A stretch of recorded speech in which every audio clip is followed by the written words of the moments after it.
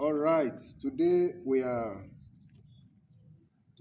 going to go a step further to tell you more things about your health because health is not something to compromise with.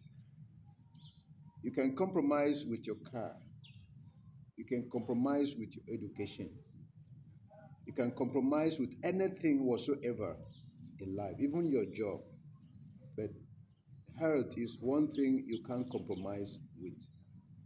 So I'm going to talk to everybody generally today about their health. I'm talking to you now about your health. So I would like you to think health. Think health. When you go out, when you come in, think health. What do you think health? And how do you think health? Think how best you can make your health healthy. Because the desire of all, every man you see in the street is either is doing something to enrich his health, to make him not to get sick, or he is doing something to prevent him from getting sick also, and then he is also doing something that would help him reverse sickness if he ever had sickness. So many people you see in the street, I tell you, this is the objective of all and sundry. Everybody wants to be healthy, beginning from the infant baby that is giving birth to today, wants to be healthy. And you are not an exception. So I want you to think about a few things I want to tell you now. So, what can you do for yourself to make you healthy? Yes, you may know one of the best doctors, you may have one of the best health facilities. Yes, you may also have the wherewithal, all it takes, the resources to take care of yourself whenever you are sick. But that is not enough. If there's anything you need when it comes to health, I think you need to understand health principles. You need to understand health principles. That health principles, are capable of making you healthy 24 hours of the day, 7 days of the week, 30 days of the month, and then 365 days of the year. Health principles. So, what will you do here? Let's begin with what you eat on daily basis. Do you care to take or to check the things that go into your mouth? Do you care to count the calories? Do you care to examine the vitamin and mineral? Do you ask this food you are about to eat, what does it contain? What is you know, the nutritional content or the constituents of that food? Do you care to ask this food I'm eating, is it going to be is it going to react negatively to my system, or is it going to improve on my system? Now, we've been telling people about eating food as medicine, eating food as medicine. Now, I want you to take your mind back, or take your mind, look at yourself in retrospect. Look at the kind of food you have been eating. And then look at yourself now. Can you boldly say you are healthy? Because in World Health Organization definition of health, as health is defined as a complete, you know, wellness. When we say wellness, it should be complete. Total wellness from the head to the toe. Complete wellness, and not merely the absence of disease, but the ability to lead a socially, economically productive life. So if you are to define health and live in that definition, you now know that health is a complete, wellness mentally, physically, socially. Of course, you need to be well mentally, physically, and socially. Okay? That is to say, if you are not totally well from the mental aspect of your life, you are sick. If you are not totally well from the physical aspect of your life, you are sick. If you are not totally well from the social aspect of your life, you are sick, and that you should be able to lead economically productive life. That is health. Now let's come back home. If truly you are healthy, if truly you are healthy, look at the way you go to toilet. Are you okay? Can you tell somebody I can go to toilet when you wake up in the morning freely or in the evening? Because for effective or a healthy digestive system, you need to go to toilet within 24 hours. Are you not one of those persons who struggle to go to toilet? And if that happens, that means you are sick. That is number one. Are you one of those persons who's struggling to sleep? Okay? Because sleep is naturally occurring thing that God has given to us. So if truly you are sound, you should sleep sound like a baby. You will have no reason to struggle with your sleep. Then if you are struggling with your sleep, that is to say you are not healthy.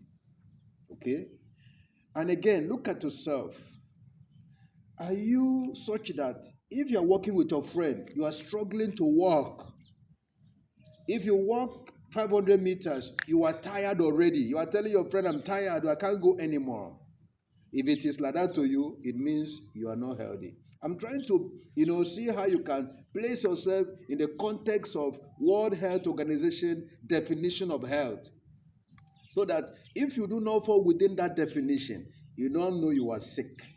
And that if you know you are sick, I'm going to tell you, or maybe now or thereafter in the next video, what you need to do to be healthy. Because the objective of all and sundry, including you, is to be healthy all day long, all day long. Okay? Now I tell people that age is not the indispensable, no, sickness is not the indispensable of aging. I mean, sickness, sickness is not the indispensable problem of aging. Sickness is not the indispensable problem of aging. Okay, so when you get older, your old age does not necessarily mean that you must always get sick. Not at all. Not at all. Otherwise, the younger people should not get sick. So, my analogy is this: look at yourself. Are you healthy when it comes to walking around? Can you walk around? Do you have the strength to walk around? Maybe you used to play football before, and all of a sudden you can no longer play football. You used to do some form of exercises before, and it got to a time you can no longer do it. Okay? And many things used to be healthy, very, very healthy, and all of a sudden you just suddenly fall ill. You are no longer healthy. It means that you are sick. Something is wrong somewhere. Now I want to tell you that there is a good news. The good news is that all the anomalies in your body system can be corrected by food. The beginning of sound health is food. Because many of you do not care what you put into your system. You do not care where you buy your food. You are not careful to know whether you need vitamin, you need mineral, you need carbohydrate, you need oil, you need whatever. You are just eating. You are just eating. As long as you are full and you drink water, you thought you have eaten food. That is not correct. There are so many things you need to do for yourself to sustain good health. Okay? If you cannot do those things consistently, look, let me tell you, the good health or the sound health we're talking about is not gotten in the chemist. It's not gotten in the pharmacy. It's not gotten in the best of the hospitals. It's not gotten in the hands of the best doctors. No. Where can you get sound health? Where you can get sound health is your attitude to food. Your attitude to food. So if your attitude to food is faulty, you will always have health problem. If your attitude to food is questionable, you will always have health problem from time to time. If your attitude to food is not disciplined enough, or if you're not careful to follow what is called health principles, oh my God, if you want to look for health principles in diet and health, we have what is known as 25 principles of health. If you want to find it, there is one of my books titled 10 Steps to Reverse Hypertension. I have included the 25 principles of health in that book. So if you want to look at health principles and then study it and follow it, then you need to look for that book. But I'm going to tell you a few things you need to do when it comes to health principles. So that if you are somebody who is interested in living a healthy life all day long without regularly going to the hospital, then you need to pay attention to your food. The food you eat, the food you give to members of your family, the food you give to your children. You know, there is a kind of food you can feed your children. Your children can stay from January to December, year in, year out, without being sick and without going to hospital. Even if they get sick, it's going to be a minor sickness. So that is why you need to take this seriously. So today, let me summarize by telling you that your food is more important than the drugs you buy in the pharmacy. You need to take time to study food. What food am I going to be eating on a daily basis? What is the kind of food that can constitute my breakfast? What food can constitute my lunch? What food can constitute my dinner? Okay? At what interval should I eat? And what time should I even keep my body, empty, my stomach empty? There are a number of persons that cannot keep their stomach empty. Your inability to keep your stomach empty can bring about some sicknesses or diseases you cannot quantify. So, if you want to hear more, follow us in the next video. I'm going to talk about the best food you need to eat in the morning, the best food you need in the afternoon, and then you have to also eat according to your age. There are food that are very, very good for children. There are food that are good for middle age. There are food that are also good for elderly people. So if you do not have this knowledge, you cannot eliminate sickness and you cannot also conquer sickness. Thank you very much.